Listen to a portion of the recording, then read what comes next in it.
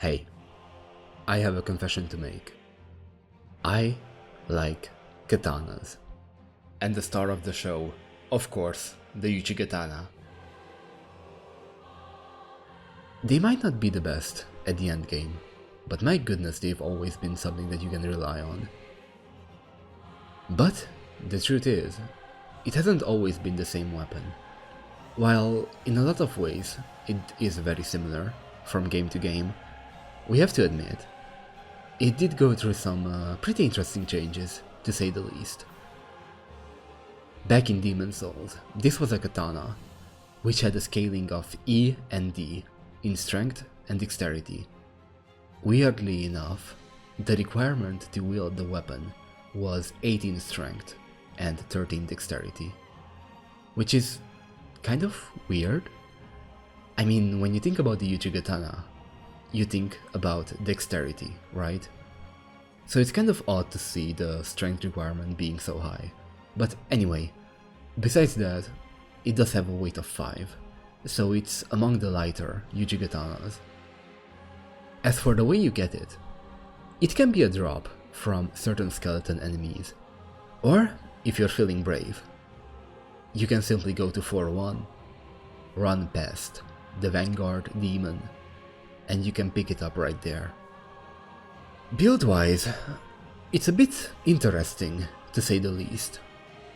If you don't infuse it, and you just level it up to +10, you're gonna have a scaling of D and C, which admittedly is not really that good.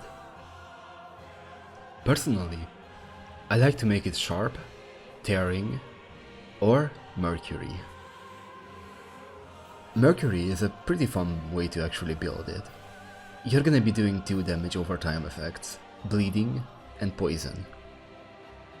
By the way, I forgot to mention, back in Demon Souls, bleed wasn't an instant damage debuff. It was just damage over time. It was in fact the weakest debuff. But hey, it was still something good to have. On that note, the Tearing Uchigatana. This one has an S scaling in dexterity. Your base damage is pretty low, but at the very least, you're gonna be making your target bleed like crazy. And if you don't really care about that, and you just want good damage with your attacks, you can make it sharp. But there is one big problem with that. It's gonna be basically impossible to get a pure Bladestone shard, which is something that you need if you want to make it +5. I told myself I would farm for it for a while. I spent about half an hour, give or take. I didn't get it, and by the way, that's normal. I have seen people taking days to actually get this item. Of course, if you want to get a good dexterity weapon, you can also just use the Hiltless, because that only needs the colorless Demon Soul, and you can get that pretty damn easily. But anyway, this isn't about it. This is about the Uchigatana. And you know what? Despite all that, I do like it for Demon Souls. It's a fun weapon. The one attack in particular that I really like in Demon Souls is the roll attack. To be more specific, I am talking about the one-handed roll attack. It just feels like it comes out way too fast, and I mean it in a good way. It just feels good to use, and I feel like that move in particular hasn't been brought back in any form, although I could be wrong. So while it wasn't the best weapon in Demon Souls, I have to say, I actually really enjoy it in Dark Souls 1.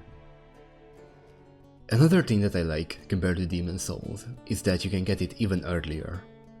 Now the question remains, how do you get this weapon? You just kill a merchant. You know what? Sign me up.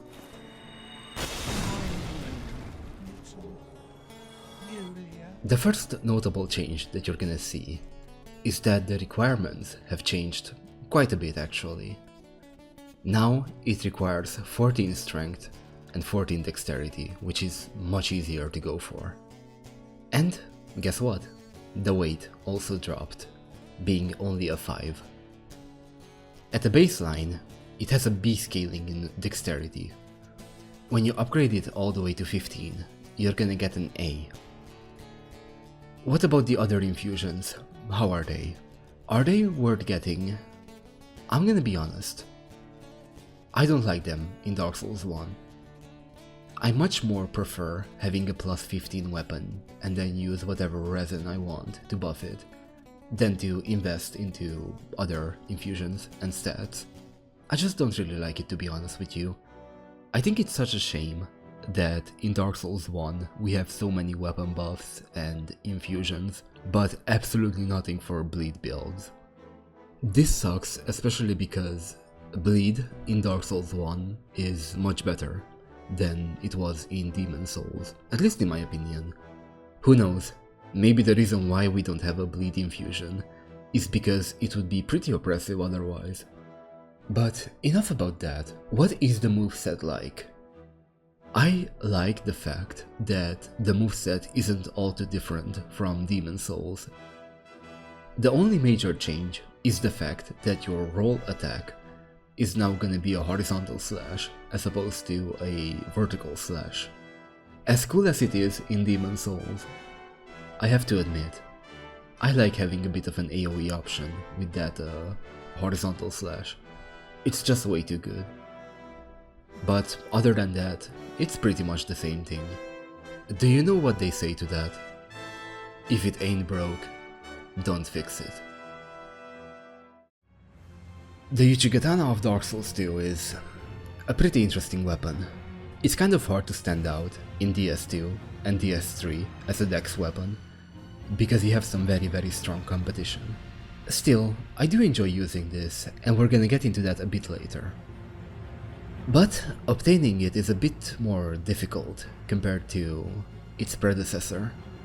Basically, you have to give a key item to an NPC, who then is gonna sell the weapon to you. At this time, the requirements have changed once again. It's a 10 strength requirement and a 16 dexterity requirement, with a scaling of EB. The weight is the same as Dark Souls 1, it's a 5. One thing that you will notice is that this weapon no longer has bleed. Now, we did get the bleed infusion back, but I honestly don't think it's worth going for it whatsoever. You are losing a ton of damage by going for the bleed route, as opposed to making it a regular plus 10 weapon. Mind you, the scaling is ENA, which honestly is pretty good. But what I like to do, personally, is go for a dark weapon, level up my fate and intelligence, and just use dark weapon. The spell, I mean. It does some really good damage, and honestly, you can kind of do this for any other weapon in the game, but I just like it for the katana because it has like that edgy aura. What about the moveset? Is it any different from Dark Souls 1?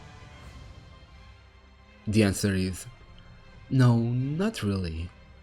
The only major difference is that the heavy attack is now gonna have a follow-up attack, if you do another heavy, of course. So the strategy of spamming one-handed pokes is over. But still, it's a great weapon. Try it out, please. I mean it.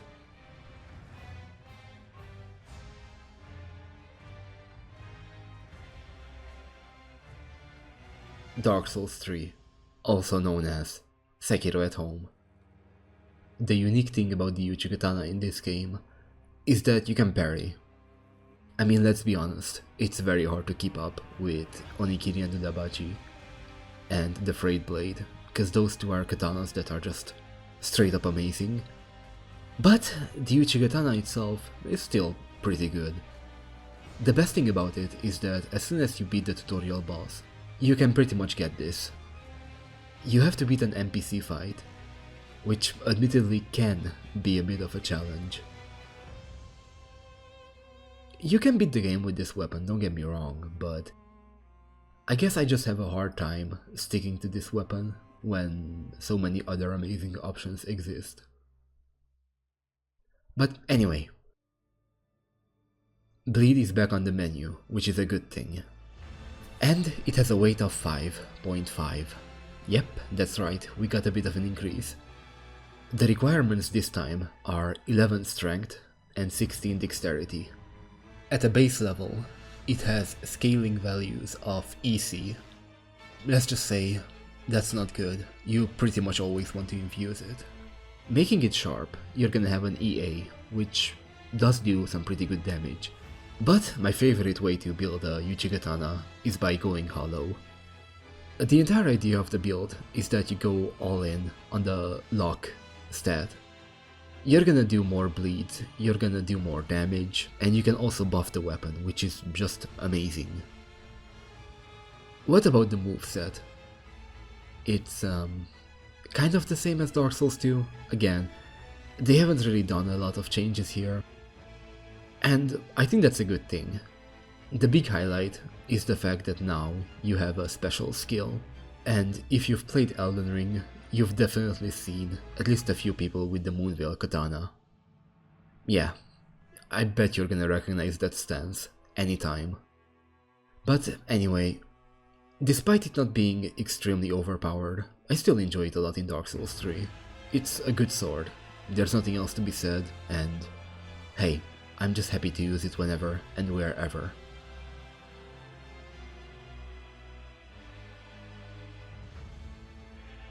I am very excited to finally talk about the Uchigatana in Elden Ring. So, I'm gonna say it straight up, I love this weapon here. I think it's my favorite iteration by far, and let me explain why. First of all, going into the weapon, 11 strength, 15 dexterity requirement, scaling double D, weight 5.5, and the best part, bleed is very good in Elden Ring. I will say, I don't make a full-on bleed build with the Uchigatana. What I like to do is make it cold, that way I can apply frostbite and also bleed at the same time. You can also have a fire weapon in your offhand to remove the frostbite effect, that way you can just keep applying it again and again. It's very good, it's fun, and honestly it's one of my favorite playstyles. However, if you don't want to do that, that's more than understandable. You can simply give it the keen infusion and have a regular dex build. The scaling is an EA, so it's honestly pretty good. Anyway, how do you get it in Elden Ring? The easiest way is by just making a samurai. That way, you can start off with this weapon. If not, you can just pick it up from a catacomb in Limgrave. Moveset wise, I know I said this a lot, but I really mean it. I'm so happy that the moveset is basically a one-to-one of the previous iterations, with some minor additions. Maybe the most notable change is that the running R1 attack is now a horizontal slash as opposed to the poke, but that doesn't really matter because the running R2 attack on the other hand is gonna be a poke instead. It's a bit of a shame that you cannot parry like you could in Dark Souls 3, but other than that, I genuinely have no issue with this moveset.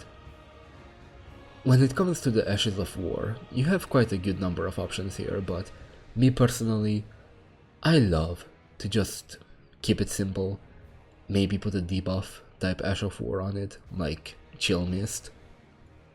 But besides that, Piercing Fang is maybe my favorite.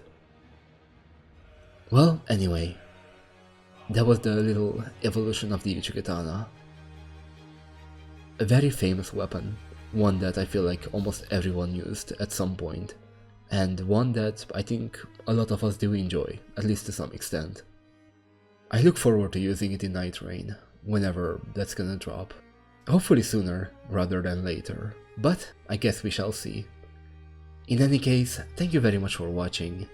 I hope you're gonna have some amazing days ahead of you. We had a pretty bad cold wave here recently, but things are warming up again. In any case, take care of yourself, and I will see you again. soon. Take care, everybody. You may rest here too, if you like.